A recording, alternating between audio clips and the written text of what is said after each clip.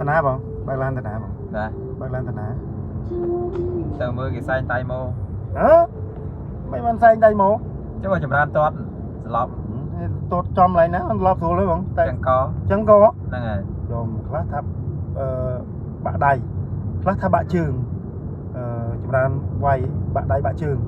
ចម្រើនអត់សូវតតក្រោមទេចម្រើនតតលើទេឥឡូវឯងថាចម្រើនលេងពីចង្កតៃម៉ូវិញបាទកន្លែងណាក៏បានឲ្យតែតៃម៉ូគេហៅថាចម្រើនវាយដេកដួលគឺសំទោសហើយតៃម៉ូម្ដងនេះអេមបាទចឹងឥឡូវនេះទៅមើលតៃម៉ូមានលទ្ធផល